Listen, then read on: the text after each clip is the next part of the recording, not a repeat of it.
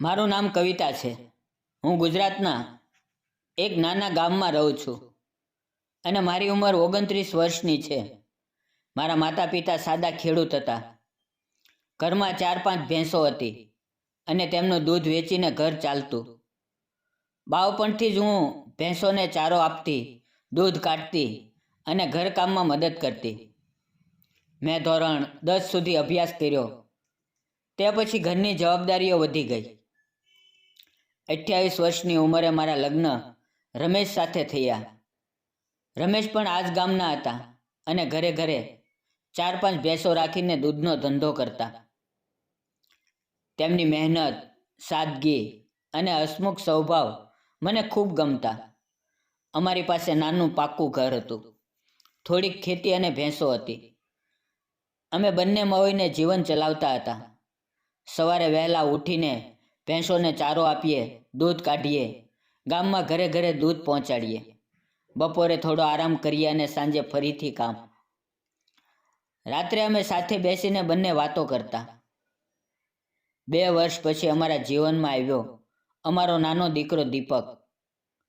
તેના આવવાથી ઘરમાં ખુશીઓનો મેળો લાગી ગયો. દીપકની નાની નાની હરકતો, તેનું હાસ્ય બધું જ અમારા દિલને ખુશ કરતું.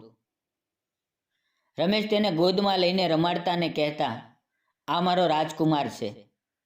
પરંતુ જીવન ક્યારેક એકસરખું નથી ચાલતું. એક દિવસ રમેશ ઘર માટે કેટલીક ખરીદી કરવાની હતી. તે નજીકના શહેરમાં ખરીદી કરવા ગયા. મને કહીને ગયા હતા કે સાંજ સુધીમાં પાછો આવી જઈશ. પરંતુ સાંજે ખબર આવ્યા કે રસ્તામાં એક મોટા ટ્રક સાથે અકસ્માત થયો અને રમેશ ત્યાં જ ગુજરી ગયા. જ્યારે લોકોએ ઘરે આવીને આ સમાચાર આપ્યા ત્યારે મારી દુનિયા અટકી ગઈ. હું દીપકને ગોદમાં લઈને રડતી રહી. નાનો દીપક મને વારંવાર પૂછતો, મમ્મી પપ્પા ક્યારે આવશે? અને હું તેને ચૂપ કરાવતી રહી. પરંતુ મારા આંસુ અટકતા નહોતા. રમેશના ગયા પછી જીવન ખૂબ મુશ્કેલ બની ગયું. મારા સાસુ સસરા ઘણા વર્ષો પહેલા ગુજરી ગયા હતા. મારા માતા પિતા પણ બીમાર હતા, તેથી કોઈ સહારો નહોતો.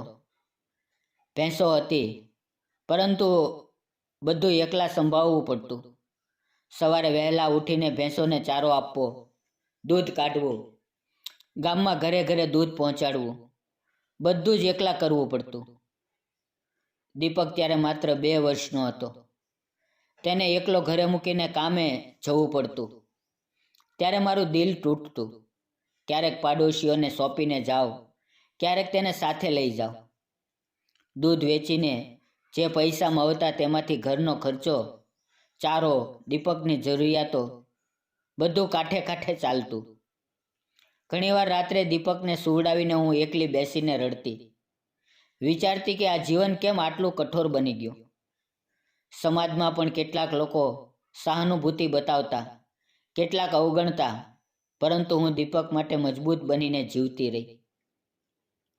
એવામાં એક દિવસ ગામની પ્રાથમિક શાળામાં નવા શિક્ષક આવ્યા. તેમનું નામ અજય હતું. તે 31 વર્ષના હતા અને શહેરમાંથી ટ્રાન્સફર થઈને અહીંયા આવ્યા હતા. તે ગામમાં જ શાળા પાસે નાનું ભાડાનું મકાન લઈને રહેવા લાગ્યા. અજય રોજ સવારે અને સાંજે દૂધ લેવા મારા ઘરે આવતા. શરૂઆતમાં તે માત્ર દૂધ લઈને જતા રહેતા, પરંતુ ધીમે ધીમે વાતો શરૂ થઈ. તે પૂછતા, આજે દૂધ ખૂબ સારું છે. કેટલી ભેંસો છે તમારી પાસે? દીપક કેટલો મોટો થઈ ગયો છે? એક દિવસ સવારે જ્યારે તે દૂધ લેવા આવ્યા ત્યારે દીપક બહાર રમતો હતો. અજય તેને ગોદમાં લઈને રમાડવા લાગ્યા. દીપક પણ તેને જોઈને હસવા લાગ્યો. તે દિવસ પછી અજય દરરોજ થોડીવાર દીપક સાથે રમતા. ક્યારેક તેની માટે બિસ્કિટ લાવતા, ક્યારેક નાનું રમકડું. દીપક પણ તેને જોઈને ખુશ થઈ જતો અને કાકા કહીને બોલાવવા લાગ્યો. હવે દિવસો વીતતા ગયા. અમારી વાતો વધુ ગાઢ થવા લાગી. અજય મને મારી મુશ્કેલીઓ વિશે પૂછતા. એક દિવસ મેં તેમને રમેશની વાત કરી. તે ચૂપચાપ સાંભળતા રહ્યા અને પછી કહ્યું, કવિતા, તે જે સહન કર્યું છે એ ખરેખર ખૂબ મોટી હિંમતની વાત છે. તું એકલી દીપકને અને ઘરને આટલી સારી રીતે સંભાળે છે એ જોઈને મને તારા પર ગર્વ થાય છે. તેમની આ વાતોથી ઘણા સમય પછી મને લાગ્યું કે કોઈ મારી ચિંતા કરે છે, મારી પીડા સમજે છે. એક દિવસ સાંજે દૂધ આપ્યા પછી વરસાદના છાંટા પડવા લાગ્યા. મેં અજયને કહ્યું, આજે ઘરે જ ચા પી લ્યો, વરસાદમાં ભીંજાશો. તે માની ગયા. હું અંદર ચા બનાવવા ગઈ અને દીપકને સુવડાવી દીધો. જ્યારે ચા લઈને બહાર આવી ત્યારે અજય ઓટલે બેઠા હતા. બહાર હળવો વરસાદ પડી રહ્યો હતો અને ઠંડા પવનની લહેર આવી રહી હતી. અમે બંને ચા પીતા પીતા વાતો કરવા લાગ્યા. વાતો ધીમે ધીમે દિલની વાતો બની ગઈ. અજયે ધીમેથી મારો હાથ પકડ્યો. તેમનો હાથ ગરમ અને મજબૂત હતો. મારો હાથોમાં તેની આંગળીઓ ધીમે ધીમે ગૂંથાઈ ગઈ. હું થોડી ગભરાઈ ગઈ, પરંતુ તેમની આંખોમાં જોઈને શાંત થઈ ગઈ. તેમણે કહ્યું, કવિતા, મને ખબર છે કે તે ઘણું દુઃખ સહન કર્યું છે, પરંતુ હું તને અને દીપકને હંમેશા ખુશ રાખવા માંગુ છું. મને તારા પર પ્રેમ થઈ ગયો છે. તેમનો અવાજ ધીમો અને દિલથી નીકળતો હતો. મારા આંસુ છલકાઈ આવ્યા, ખુશીના આંસુ. ઘણા વર્ષો પછી કોઈએ મારા હાથને આટલી હૂંફથી પકડ્યો હતો. મેં મારો હાથ પાછો ન ખેંચ્યો.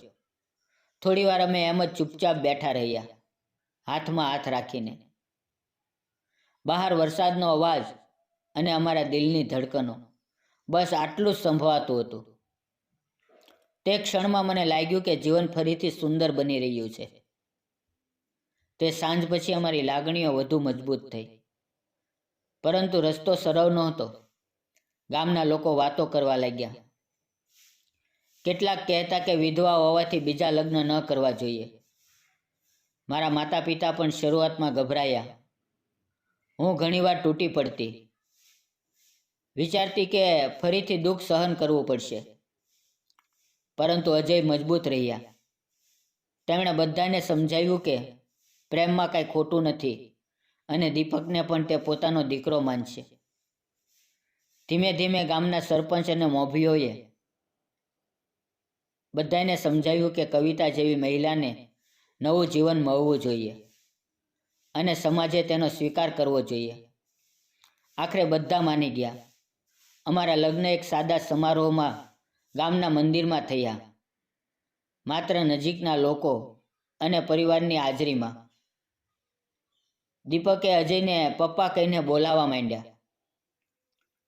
તેનું નાનું હાસ્ય જોઈને મારું દિલ ભરાઈ આવતું. આજે અમે ત્રણેય આ જ ગામમાં ખુશીથી રહીએ છીએ. અજય શાળાએ ભણાવે છે, હું ઘર અને ભેંસો સંભાળું છું. દૂધનો ધંધો હવે વધુ સારી રીતે ચાલે છે. દીપક ખુશીથી રમે છે, ભણે છે અને અમારી સાથે હસે છે. જીવનમાં ઘણા વર્ષો પછી ફરીથી પ્રેમ, શાંતિ અને હાસ્ય આવ્યા છે. મિત્રો, આ વાર્તા તમને એક સંદેશ આપે છે કે જીવનમાં કેટલું પણ દુઃખ આવે, હિંમત ન છોડો. સમાજે વિધવા મહિલાઓને નવું જીવન અપાવવા માટે તેમનો સહારો આપવો જોઈએ, વાતો કરીને તોડવા નહીં. જો આપણે એકબીજાને સમજીએ અને મદદ કરીએ તો ઘણા જીવનો ખુશીઓથી ભરાઈ શકે છે. જો તમને આ વાર્તા ગમી હોય તો લાઈક કરજો, કોમેન્ટમાં તમારા વિચારો જરૂર લખજો. શેર કરવાનું ભૂલશો નહીં અને ચેનલને સબસ્ક્રાઈબ કરવાનું ભૂલતા નહીં. મિત્રો, આ વાર્તા સંપૂર્ણપણે કાલ્પનિક છે. તેમાં કોઈ વાસ્તવિક વ્યક્તિ, સ્થળ કે ઘટના સાથે કોઈ સંબંધ નથી. કોઈ પણ ધર્મ કે જ્ઞાતિનો ઉલ્લેખ કરવામાં આવ્યો નથી. આ વાર્તા માત્ર મનોરંજન અને સામાજિક સંદેશ માટે છે. વિડીયો પૂરો જોવા બદલ આપ સૌ મિત્રોનો દિલથી ધન્યવાદ મિત્રો.